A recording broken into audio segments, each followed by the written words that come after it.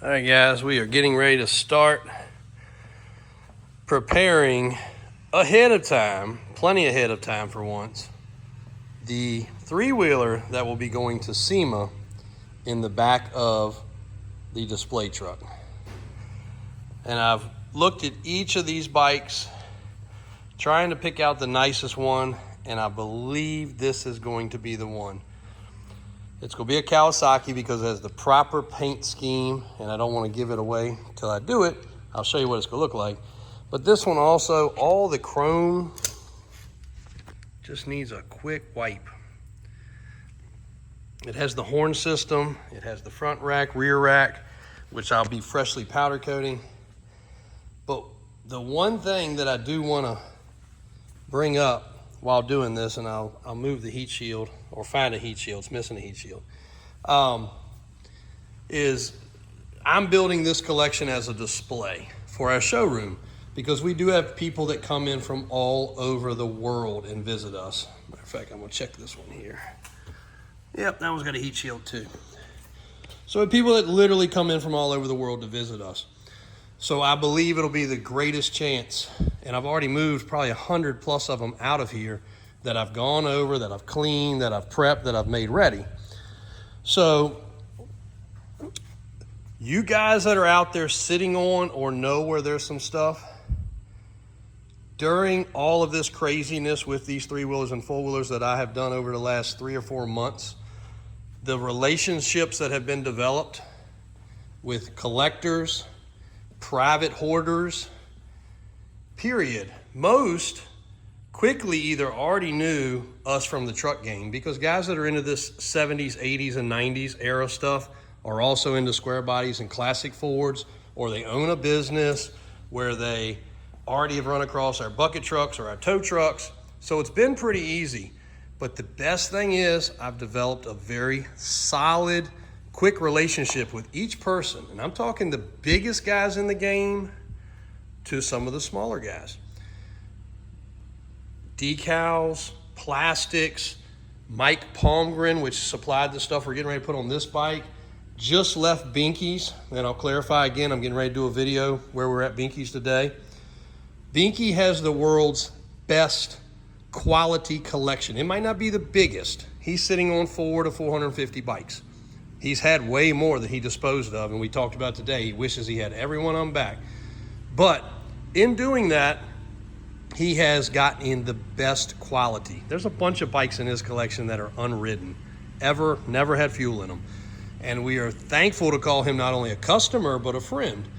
Great man, and I believe Blakely is his biggest supporter by far. But if you guys know where there's some stuff sitting, it's not always for me. I've forwarded lots of things to other people that are collectors and buyers in this industry. So if you guys know where there's crated stuff, if you guys know where there's unridden stuff, if you guys know where there's just a collection and the man's tired of it being in his way like I am, this is where I kept 8 cars in this area here alone, not to mention the other 6 or 8 that used to be over there that now I don't have space for until I clean out another batch of these bikes. Let us know, let me know, and I can get it in the right hands. Might go to Binky, might go to Mike Pongren, might go to so many different people that I could keep listing and listing and listing and listing all day long. But the reason it's developed so quick, and I feel like I've become a very fair ally for a lot of these guys, is I do what I say I'm gonna do. If a guy posts one of these bikes, I don't care if it's a little cheap $1,500 one or a $5,000 one, it's across the country, I follow through, I deal with the transport, I send the money, and I don't dicker them to death. And I think that's why it's been so successful. These bikes right here came from the Shriners. There's a few more of these out here. Notably, a batch of them in Pennsylvania. So if you guys know where those are, I'm actively looking. I really like this collection. Was able to get all of them running. I think 1, maybe 2 already ran. The other 2 didn't. They were simple to get running. I perfected everything on them, and they are great low usage bikes. Would love to find a few more. All in for a few more. Send the money, wire, Cash App, Zelle, Venmo, whatever form of payment, cash, Apple Cash, whatever. Let us know, And again, not just for me. If you don't want to see them go to my collection, and I don't even want to call my thing a collection, I want to call it a display. I feel like my bikes will get more views than anybody else. Like Binky, his open to the public 4 times a year, 5 times a year. Mine's open 24/7 pretty much. You're gonna see it in the glass showroom on the highway where you can view it anytime. Or you can actually touch and feel them 6 days a week.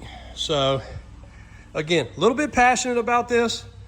We'll show you the before and after. Sorry to get long-winded, and I've got to move some of this stuff out of here and make some space, but that'll happen this week. Hopefully, if we get caught up some of the 70s and 90s and other things. We got racks today for the 70s. They'll get out of the way.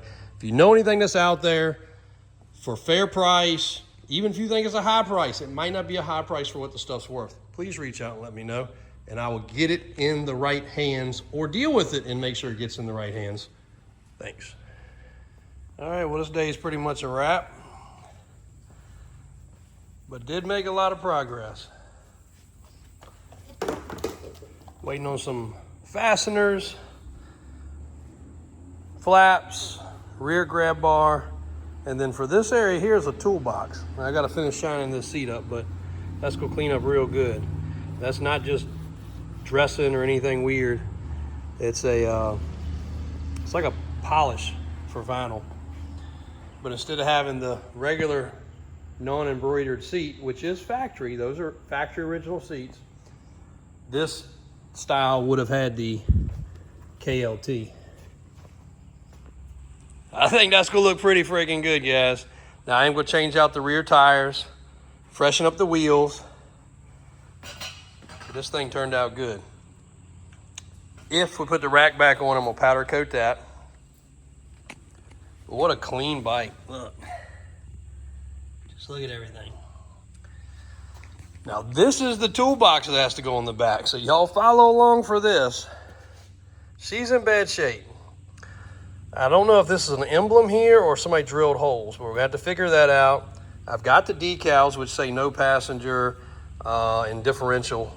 This is gonna have to be refinished in black because that cannot cut it for how good this looks. Once again, parts and pieces, Mike Pongren, Vintage Motorsports. I did also find, and I'll show you guys, right here, I think I mentioned it, missing the shield for the exhaust. I found an NOS in the package Kawasaki one. So by the time I took one off and refinished it or took it from a parts bike, I found a brand new one. Be cool to unwrap it. I'll show you guys when it comes in if it's not too good to be true, and we'll do that. But I may jinx myself here. Let's see if this thing will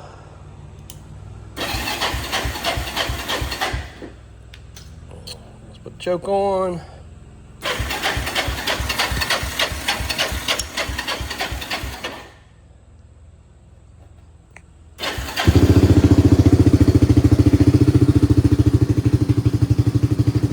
Probably should have tried to start it before I did all that work.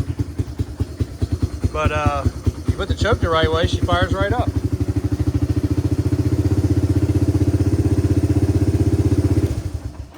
So ordered an LED light for right here because you will forget and leave this on. So ordered LED light. Oh yeah, check this out. Horn even works. So I think we made some progress. What do you guys think? How's that gonna look when it goes up behind the Sema truck? Toolbox on the back. Now on to find the 200. I am going to find the 200 that matches this 250 and build it also. So we'll have both of them ready for Sema. Killer cool bikes. And then they'll be ready for the showroom after that. Next task, I have decided, as I already had decided but hadn't decided to do it, got one of these battery operated pumps.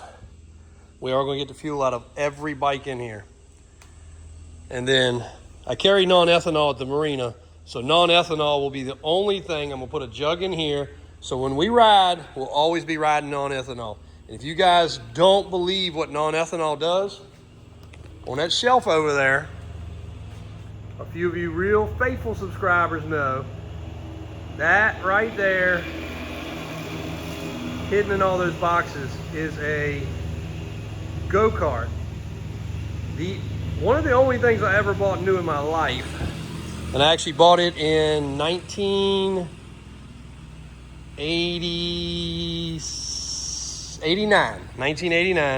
$525. Remember it like it was yesterday. Used the profit from the very first car I sold, where I made 500 bucks.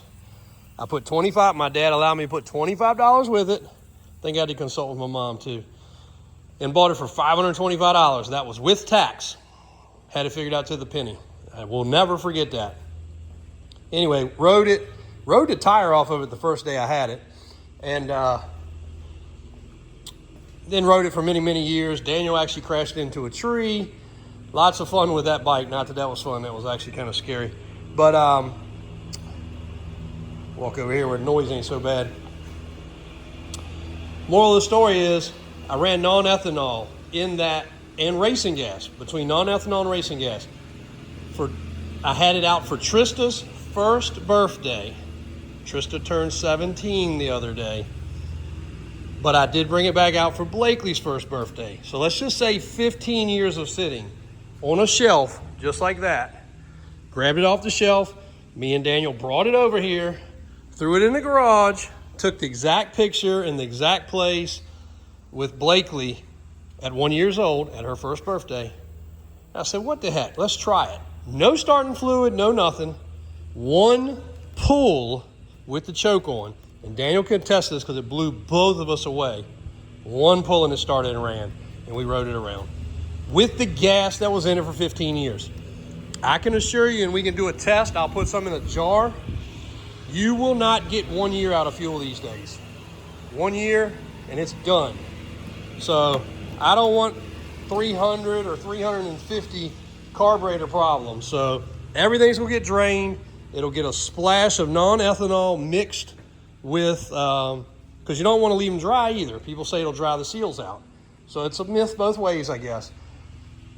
Non-ethanol with Sta-Bil will go in them. Probably just a tenth of a gallon, enough to get the carburetor wet and start them. And that's it. After that, we're done. We're not gonna run them anymore.